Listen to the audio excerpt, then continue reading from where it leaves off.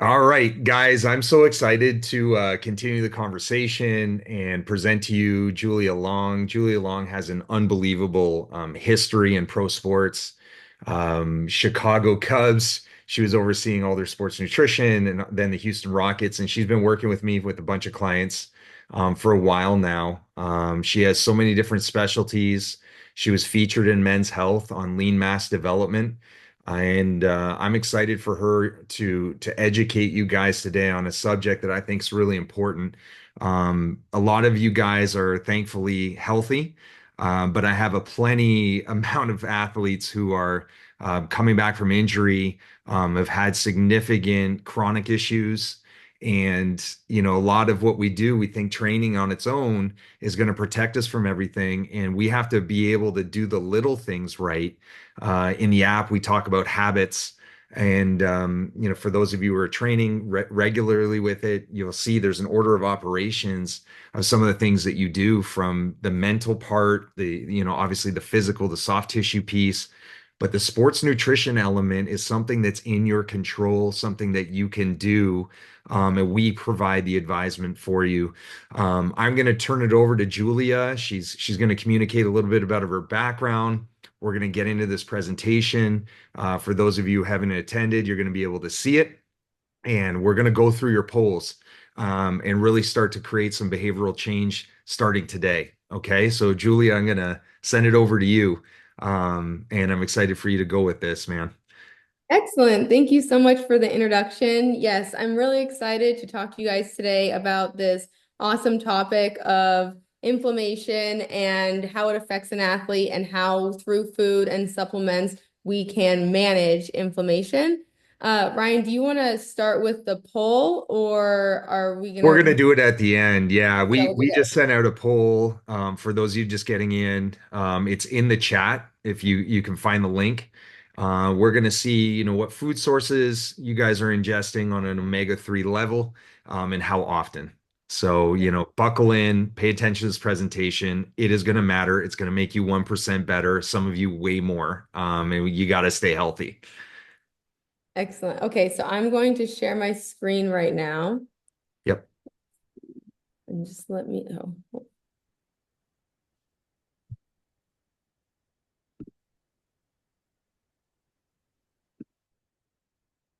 And then let me know if I'm putting it in play mode right now. So let me know if you can see it.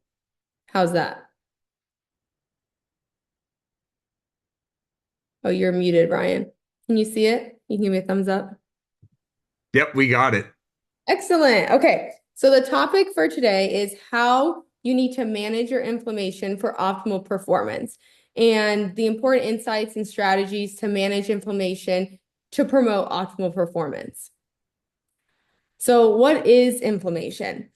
Inflammation, it's kind of a trend. It's been a trendy word for a while, but it's not necessarily bad. But we're going to talk about what it is and why you as athletes need to manage it. So inflammation is a natural response. It's actually supposed to happen in the body. It's our response to trauma that happens in the body to bring it down. But the problem is when you have too much inflammation. So inflammation is natural and it's the body's defense against injury, infection, and stress. There's acute inflammation. So that's just a small small amount of inflammation that comes on fast, leaves pretty fast. So it's short term and it's a protective response. But what we'll talk about is as athletes, you all might be experiencing more acute inflammation than the average person because not everyone is throwing a ball at 90 miles an hour multiple times a day. So you might experience acute inflammation more than the average person. Then there's chronic inflammation, which you do want to keep that down. And that is persistent long-term inflammation, and that would hinder recovery. You do experience inflammation through small little things in your life, but it's this chronic inflammation when the inflammation doesn't go down that can lead to larger complications. But it is a critical immune defense for recovery. Oh, I think I'm delayed. Oops, okay. Um, Inflammation is important for recovery, but it's when the inflammation lasts too long and it goes from acute to chronic that it can start to hinder recovery. Okay. So the cause of inflammation in baseball players, like I mentioned, you all are doing things that the average person doesn't really do ever, let alone on a daily basis. So high intensity training. And as I go through these, think if you do any of them. High intensity training can cause inflammation. Overuse injuries, trauma, and also not resting. All of these things can cause inflammation. So like I mentioned, you get a little bit of inflammation, it goes down, no problem. But it's doing these things over and over again. You have a high intensity training day. You overuse your shoulder.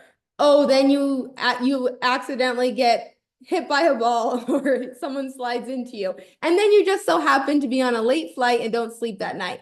Now you have a lot of those factors, and now we're getting into the territory of, is this acute inflammation going to become chronic? When is this inflammation going to go down? Your body's going to try to do it on its own, but for the amount that you guys do all of these factors and use your bodies, you are in a territory where you need help. Your body can't do it on its own. It will try to reduce the inflammation, but because you guys are doing more factors than just one that promote inflammation, you are all in a category where you need to also be combating the inflammation on your own, because we just know you are in a state of inflammation at all times because you are doing all these methods that do promote inflammation. Now, some days more than others, but this is also why we work together to assess, okay, what days are high inflammation days and how do we address that? And then other low inflammation days. But you want to keep inflammation down when you are participating in all of these activities, because too much chronic inflammation can lead to injury. All right. So why control inflammation?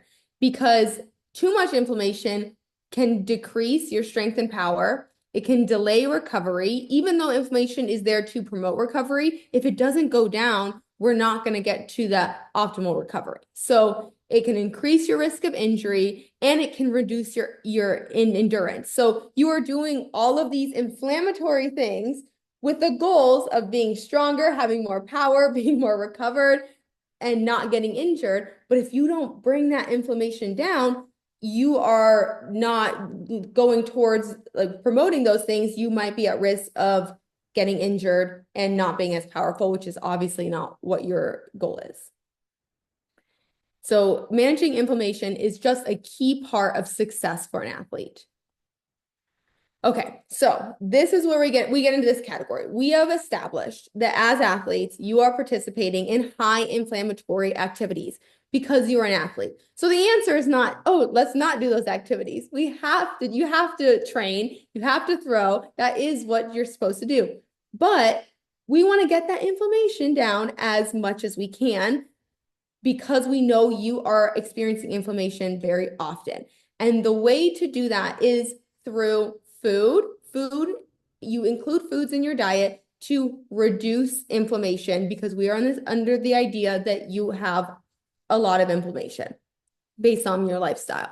So fruits and vegetables reduce inflammation. Whole grains, nuts and seeds, healthy fats like avocado, fatty fish, and spices such as turmeric, ginger can all help reduce inflammation.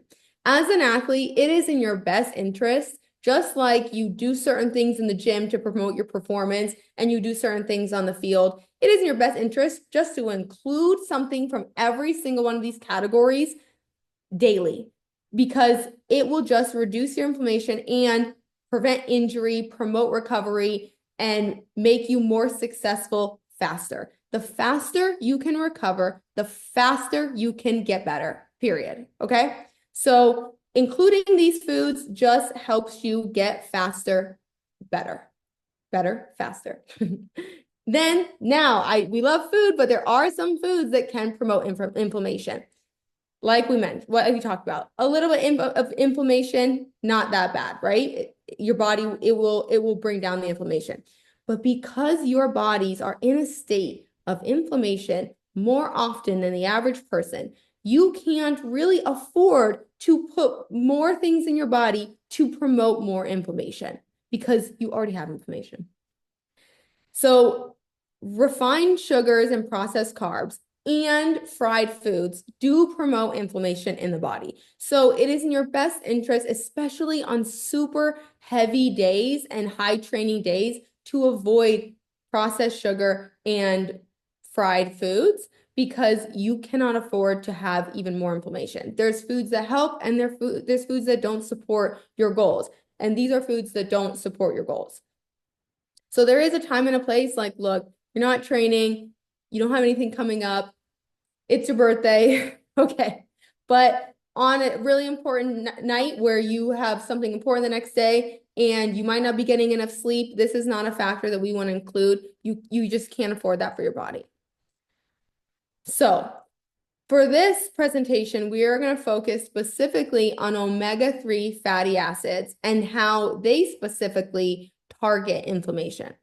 What are omega-3s? They are essential fatty acids composed of EPA and DHA. And what they do is when you ingest them, they decrease cytokine production. Cytokine production is the response that happens when you have inflammation. So we have a little bit, our body brings it down. But omega-3s are that helper that come in and help your body bring it down faster.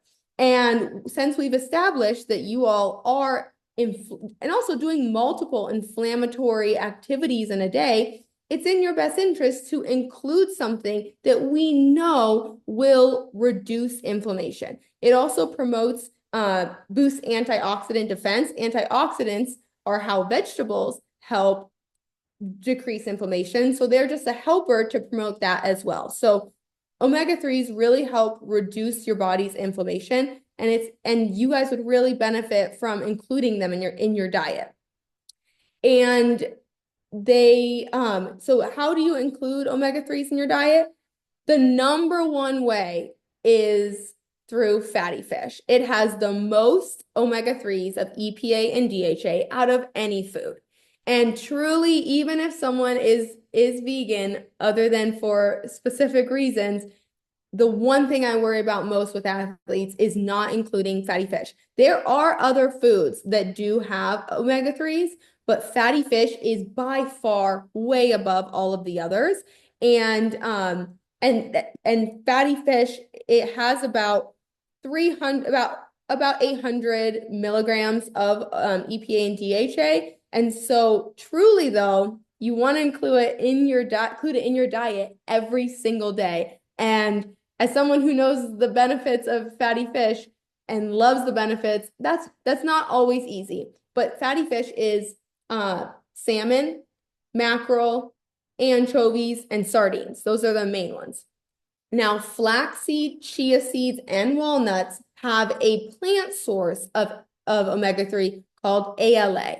And ALA gets converted into EPA and DHA in the body, but you have to eat a lot more, and it's not as much in the body. But as I mentioned, you all still benefit. We're trying to attack this from all sides. You still benefit from including these foods in your diet. Anytime you get the chance, you should. But relying on just these to meet your needs of omega-3s, I would not recommend. I would recommend eating fish, salmon, sardines every single day. That is honestly how often you all need it. That the amount of omega-3 you need a day is anywhere from 300 to 1,500 milligrams. And you can achieve that from having salmon every day. But then you're like, Julia, I cannot have salmon every day. I can't cook that. I can't eat sardines every day. I'll try. Another option is through supplements. And for you all, we recommend, especially if you're at the pro level, NSF certified for sports supplements is how you can easily reach your omega-3 goals every day. As a dietitian, I recommend food first. And there are very few supplements that I say take this supplement every day. Try to include the food, but take this supplement every day. But omega-3 is one of them because as I mentioned, the amount of stress that you put your body through, and we know you are in a state of inflammation, and not just in a state of inflammation, your body needs to recover. The average person could just be like, okay, I'm inflamed more than usual. I can recover in a few days. You can't. You are expected to work really hard one day and be better the next day. Your turnaround for recovery requirements are very high. And because of this, we need to get that inflammation down as fast as possible so you are ready and better as fast as possible. So because of that, I would really encourage you all to take an omega-3 every day, but also you would benefit from including fish as much as possible anytime you're at a restaurant. If you're not going to cook fish at home, you don't want your house to smell like fish, you don't know how to cook it. When you're at a restaurant, make sure to order it. And also learn to love sardines. So you can get over the smell, I promise. But those are also great practices in addition to just taking the omega-3 supplements because we know that you need them. And through RC13, you get 20% off of omega-3 supplements, multiple types of omega-3 supplements. Here's one of them. It's the Nordic Natural. This is the highest dose. The influencer thing. This is the highest dose. And this is one option that you can get for 20% off through RC13. All right, so how would omega-3s improve baseball performance? It would reduce your muscle soreness, faster recovery, support your joint health, improve mobility, and boost mental focus. I actually have not even touched on the brain support that omega-3s provide. And though baseball is a physical activity, you also need mental clarity and mental focus to play the game of baseball. So omega-3s also support your brain health. So you're like, okay, Julia, I'm sold. I'll eat salmon, I'll eat sardines, I will take the omega-3s. Great. But especially being a dietitian and food first, you don't, as much as I talked about how great omega-3s are, you don't want to just throw darts at the board. We did talk about how inflammation is not necessarily the worst. So we are in a territory where though we want to bring down your inflammation as much as possible, if you are taking so much inflammatory foods and supplements that you are not having any inflammation, there's a certain amount of inflammation that is helpful for recovery. So we don't want no inflammation. We just want to have some inflammation and bring it down. So that is why, and I mentioned the ranges of amount of omega-3s you can have is about 300 milligrams to 1,500. You can even go to 3,000. So that's a really large range. And everyone's body is different. And some people respond faster to omega-3s. Some have higher levels already. And so there's a way to test and also to see if the omega-3s that you're taking are working for you because everybody is different.